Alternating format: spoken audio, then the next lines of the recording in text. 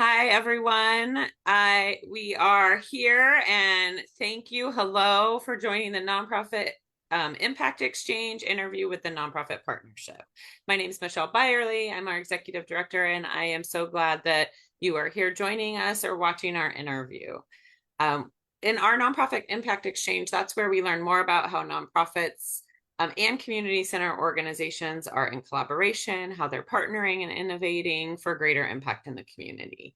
And we are so grateful to the Port of Long Beach for being a sponsor for all of our series and helping to amplify and uplift the great work of nonprofits year round.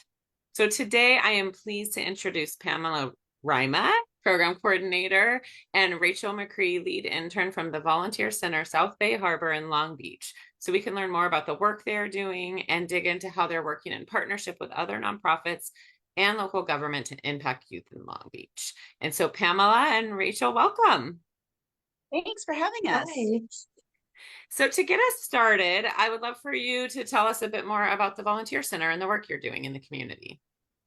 Absolutely. So the Volunteer Center started off as a project of the Junior League of Long Beach in the 1960s. It was a 3-year project, and we got 501c3 status in 1966 as a volunteer matching agency.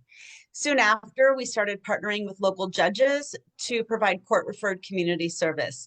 And through that, we started providing volunteer matching with organizations throughout Long Beach and the South Bay. We're now the second largest provider of court-referred community services in LA County, and that really launched what we were doing.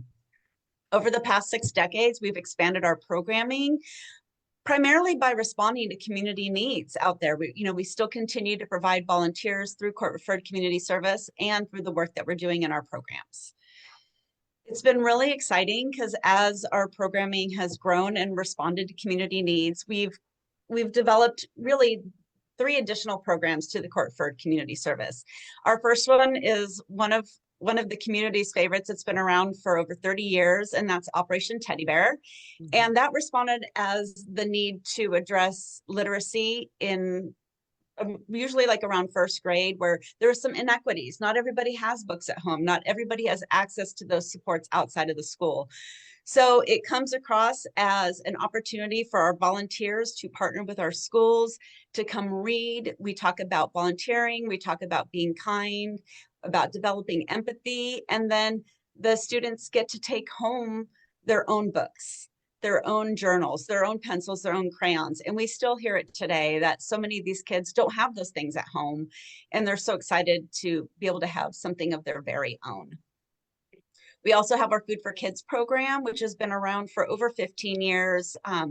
We run pantries out of both the Torrance office and the office here in Long Beach. And with that, we have our Food for Kids program, getting food to the schools. We partner with some of the schools to make sure that the families that really need food over the weekends have access to that. So we bring the food to the schools, and we've really heard how it makes a difference, because when those kids come to school on Mondays, over the weekends, not having access to things, it's hard to learn. And then finally is our Impact Makers program. And that really combines 2 of the things that we were doing. We were doing community service with young people all throughout the South Bay and in Long Beach. And then after COVID, really the issue of teen mental health became to the forefront. It came to the forefront, just really noticing some of the shifts that had happened.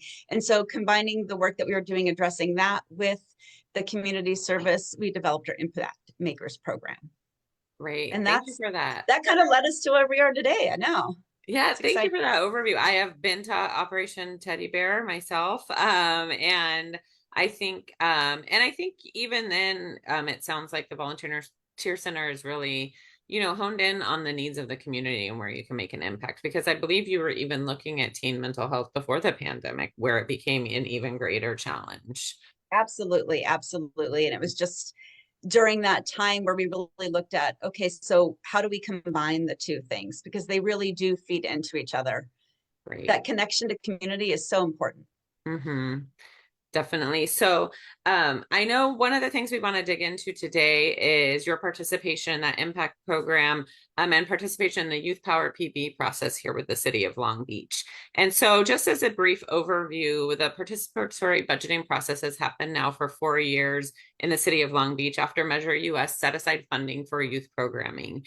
And the nonprofit partnership has been a proud partner with the city, with Kamai Girls in Action, to really mobilize youth to help define what programming can look like for them to make the greatest impact. And so this year was the most collaborative year yet. There was over 100 youth participating with 25 organizations in a design process. They then create these programs that get voted on. And so there were over 2,000 votes for these programs, which is incredible, that we were able to connect with so many youth just through this process. And then that ended up in funding of about $500,000 to organizations in the city for programming that has already kicked off. And so that's just a quick overview for people who are just learning about the participatory budgeting process. And so that happens every year. If you're interested or have youth that are interested to get involved, please reach out.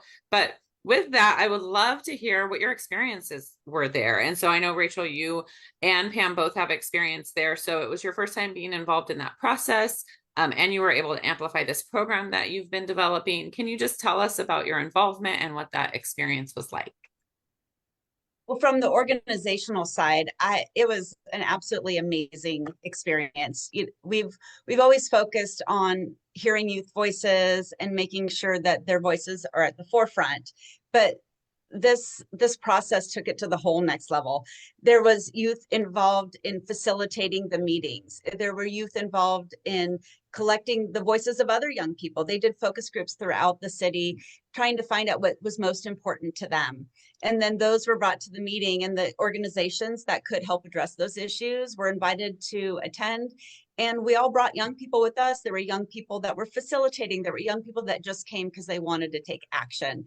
And so I really, having been involved in youth-led, youth-driven work before, I've never seen it to this level, where it really went beyond kind of that step of just having them involved in partnering, but such a large scale, because it's a huge process. There were dozens and dozens of organizations and more young people than organizations there. So it was quite, I'm sure Rachel can speak from her end, but it was just absolutely amazing. Great. Rachel, what's your perspective?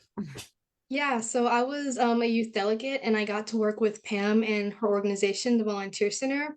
I would say it was really unexpected. I knew that me and other youth were going to be really leading and powering everything going on and giving our ideas and lots of feedback.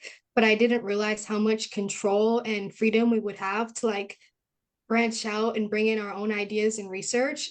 It was really great to work with Pam and partner with her because she already has so much experience working like for a nonprofit, and from an organization standpoint, she was able to really solidify a lot of my ideas and help me visualize what I was bringing to the table. So it was really, really fun, and it really gave me that hands-on approach I wanted to take in my community. I got to pick out the neighborhoods we worked in. I chose those neighborhoods because I grew up in Long Beach my whole life. And I've kind of seen a lot of the different neighborhoods and their own issues and their own culture and their own identity. So I really wanted to make sure our program, however it came out, it matched that each community had its needs met. Great, thank you. And so as far as PB goes, you talked about it, Pam, there is the idea collection process, and then that gets put over into these sessions where organizations and youth met for 6 weeks, every week, really developing these ideas and honing in on a project. And so can you just talk about who was in the room for each project and a little bit more about that process, either Rachel or Pam? Absolutely. So when they collected the ideas from the focus groups, they categorized them. And so the group that we were put into was community care. So we went into that knowing that by and large, young people were interested in caring about their communities. And then specifically, we were given the opportunity to address certain things that they wanted done. So the young people in the focus groups were asked, hey, the city has this money. How do you want them to spend it? Where do you want this money spent? And so one of those things was doing community service. They wanted to make sure hygiene kits got out to folks who needed them, who perhaps folks didn't have a home, so they didn't have access to everything. They knew people were hungry. They knew young people needed books and toys and things like that. And so we were kind of given that as our framework. And I came into the room as the organization that can support young people in doing that. And Rachel came as a young person who wanted to take action. And the process of, you mentioned it was like 6 weeks, and it was step by step. And it was just the fact that there were so many young people in the room and that our roles were clearly defined. My job as an organization was to support the young people who wanted to work on this project with me in getting their ideas down on paper, helping them formulate it, and partnering with other organizations as needed. And then, fine tuning the grant writing piece and the budget part, because we are the fiduciary through which the money comes through. But other than that, the whole process allowed me to let Rachel do her work. And we really partnered together. We had other young people, some of the facilitators, other young people in the room that would chime in. We'd ask questions. It really was a safe environment to let Rachel take the lead. There was a lot of safeguards in place to make sure that she was able to do that. And it was very freeing on my end to let her do that. And she has so much interest and passion about these topics. So it was really a great fit and an easy, streamlined process. Thanks, Rachel. How was that process for you? Like Pam said, we had 6 weeks. In the beginning, I'll be honest, it was a little rocky. This was our first time. We didn't really know what to expect, and this is different from typical grant processes. But like Pam said, we had like a strict outline. We had deadlines when we had to get our proposals submitted, our ballot materials done. So me and Pam, we really worked together to focus on our strengths and our knowledge. So Pam knew more about the budgeting, the financing, the organizational standpoint. I knew more about the communities in Long Beach. I knew more about social media and graphics. So I was able to put together the ballot materials like the video and the photo. I was also able to put together some of the ballot language, which we did towards the end of the process because I was more in tune with my youth voice. So I was able to speak to the youth better and target them better than Pam would have been able to. So I really, really liked her trusting me. It was a lot of trust and a lot of work I had to get done on my own with the graphics and the video, but it was really, really freeing. I really liked my role. I feel like because Pam had me, I think the program is more successful, or it will be more successful because we had youth voices present. And even like she said, we invited in other youth, other facilitators just to get as many perspectives as we could, but it was really driven by youth the entire process. That's great. Thank you. And so you touched on it a little bit. I know that this is just not a typical grant writing process. Pam, you spoke about some of the pieces you still did that were a little more traditional, but it's really different. And so how was that for you? How was it? What were the main kind of areas that you felt were different? And then how was your experience in being in that new space?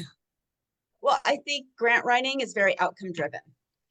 There's certain outcomes that you're trying to reach, and you're trying to come up with ways that you can within your ability as your organization to reach those outcomes. And this process sort of let some of that go. It was more about what did the young people want done and how did they want to do it. And then we're given a little bit more relaxed approach to evaluating the results of what we're going to do. And, but they're still looking back, like we'll still be able to create evaluation tools to address some of those things, but that wasn't the focus. We already know that connecting youth to community, having their voice heard, things like that. We already know the resiliency that it develops and the positive outcomes that we're going to get out of that. And so it feels a little bit like they trusted the research and what we know is going to come out of it. So we don't have to prove all of those outcomes in the same way we typically would in a grant process. And we could really focus on how do we make sure that those youth voices are heard and that they really truly take a lead, and we're not just nodding well, we had young people in the room, and so we wrote this grant, we talked to them. This really was me taking a back seat and supporting Rachel in the work. I mean, she'd come back and be like, oh, so I went and I did some footage at all the places that we talked about going, and I made sure that this happened, and I took it to my school, and I talked to my counselor, and I talked to my classmates, and we're going to do this now. And we really didn't have to worry about that. And I think that was one of the best parts of the process. Great.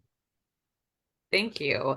And, you spoke about the ballot, Rachel, and getting language together. And that's the language that I know I mentioned there was around 2,000 votes on each of these projects to get to those lead 10 organizational projects, which you were one of, that were awarded. And so tell me about that voting process, because like Pam, you mentioned, it's a process where there's engagement and learning happening even in the process before these grants are awarded and the programs happen. It's the PB is a program in itself. And so the voting is also, there's the 100+ youth that helped mold each of these projects. And then there's the 2,000 that voted. And so tell me a little bit about that ballot and voting process.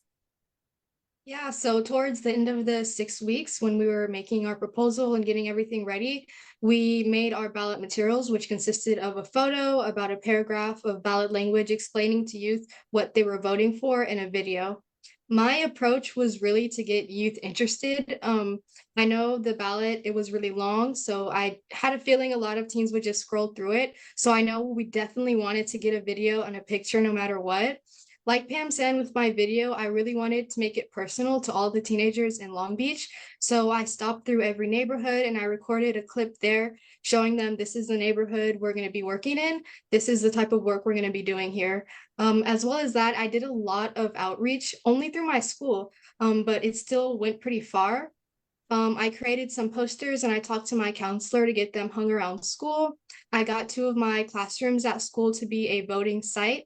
So youth could come there, they could get a voter code, and then they could vote for whatever up to 4 programs that they wanted to vote for. I also set up a table booth outside of my school in the mornings and during lunch. So when students were coming in, I was stopping them at the gate and saying, hey, this is the voting process the city of Long Beach is doing. Would you like to take a second and hear about my program and vote for it? Some would stop by, some wouldn't, but we got a big amount of people who were interested. They came by, I got to talk to them, tell them about the program, and a lot of them wanted to vote for ours as well as their own choices after they read the ballot. So I feel like a lot of outreach was done at my school through the students there.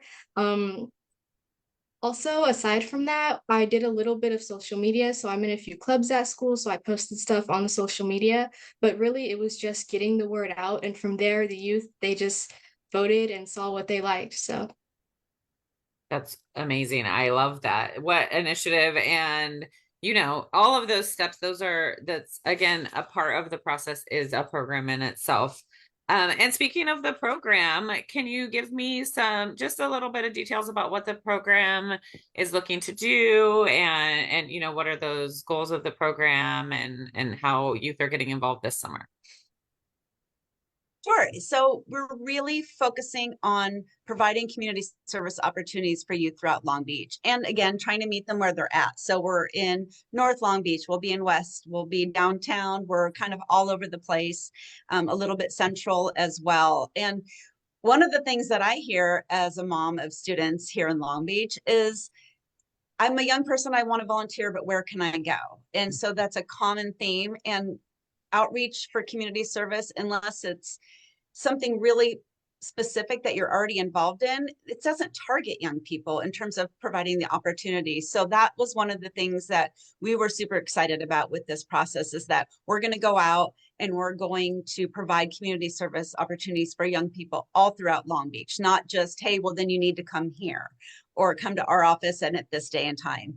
And along with that, we don't want to just barge into a neighborhood and say, we're here, we're going to do this now. We're really looking to partner with the organizations that are already there and already doing good work.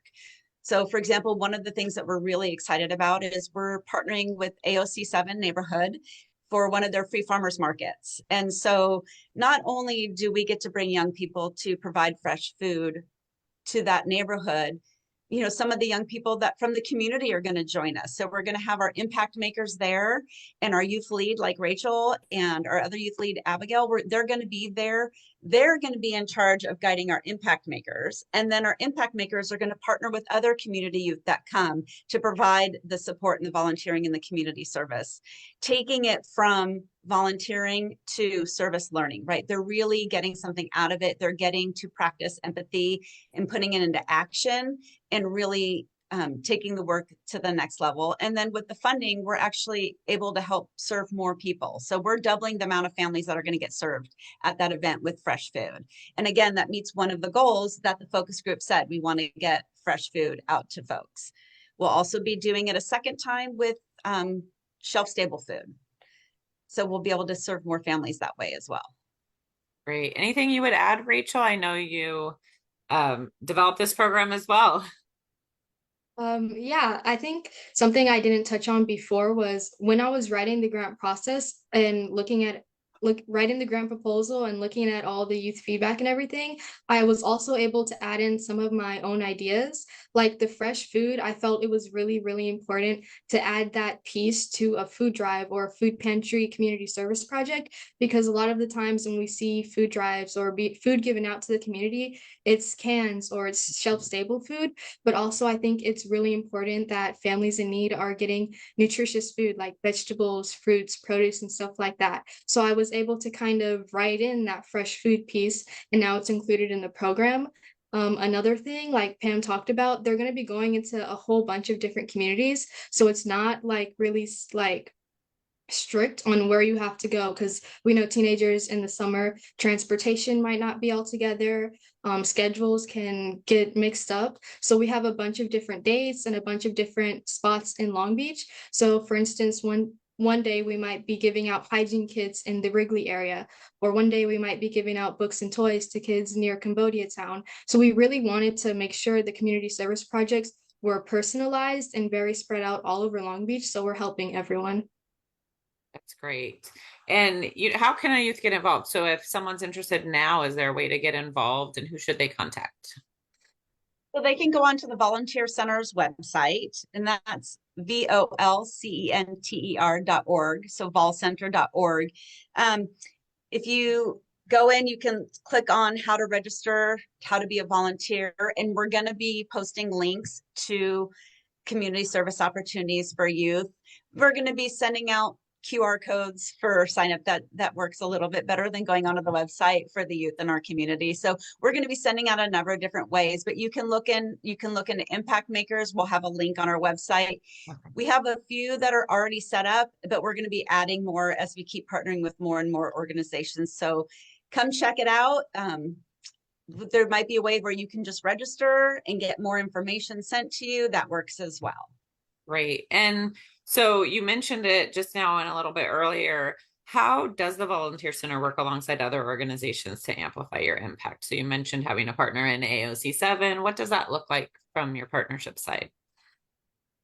Well, really, we're not looking to impose what we want to do on another organization. We're looking for those that are doing something similar to what we're doing, or maybe they're doing something totally different, but we want to be able to support each other. I think it's really important that as a nonprofit, we're not looking to, take foothold and be in charge of this in the whole community. We're really looking to see how we can support each other. Long Beach is big. There are so many needs.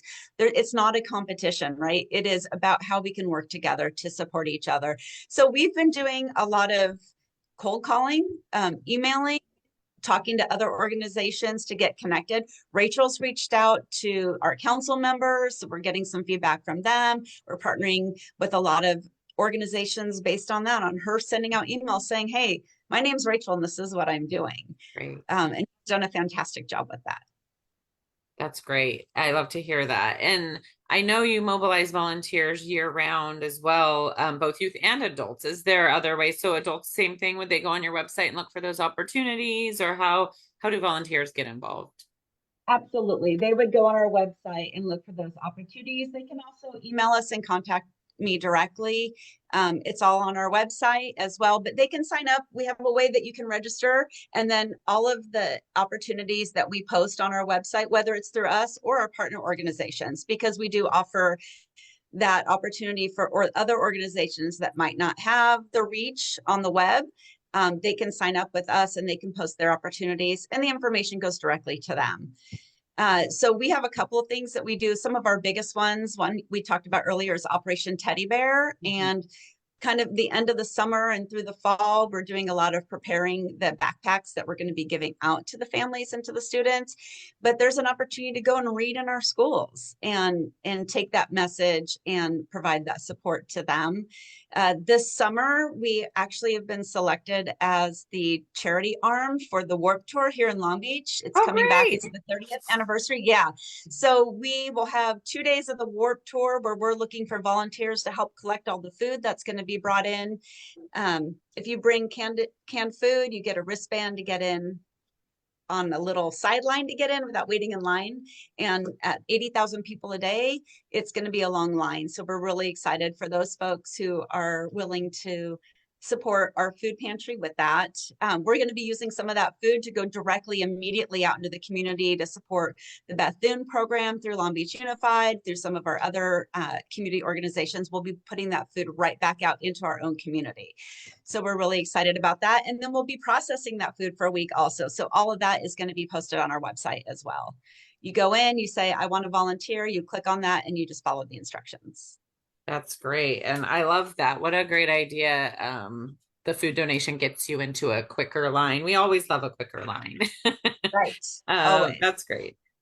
So as you know, we're closing out. I would love for you to share what advice, I'd love to hear from both of you. What advice would you give an organization that can be from you, Pam, well, from both of you, let's say an organization, and also what would you advise, Rachel, would you give a youth looking to be involved in the PB process in the future? Go ahead, Rachel. Yeah.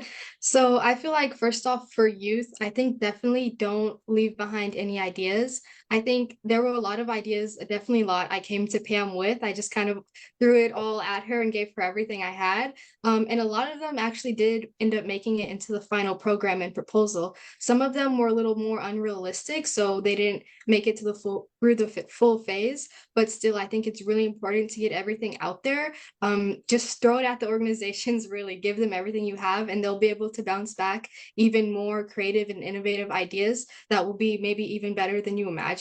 I think, yeah, so really giving the organizations all of your ideas. And then from an organizational standpoint, I say the best advice I have for them is to really use as many youth as possible. I think just one youth or two youth is good as well, but I feel like getting the most youth from diverse neighborhoods and community would be really beneficial to making sure the program flows well. Thank you. Pam? And to add to that, I would say trust. Well, first of all, when they come back with the focus groups of what the youth have already said that they want, read that. Pay attention to that and honor it. And it's not the time to bring in your own agenda. This is about doing the work in partnership with young people. And so the second part would be to put that first, is to put that partnership with young people and that opportunity to get their needs and wants and met. And that your job is to provide the support. And so the organization has to be willing to do that. Great. Thank you. And it looks like you really embraced that, and that's led to the success of this project. So I want to thank you both for sharing all of your insights and your experiences with us and with everybody listening and watching. It was great to dig in and learn a bit more. And also, let's share out those opportunities so people can be more connected in the community. So again, thank you both for being here today. Thank you again to the Port for sponsoring our Impact Exchange series. And we look forward to seeing you during our next interview. Thank you both. Thanks, Michelle. Thank you.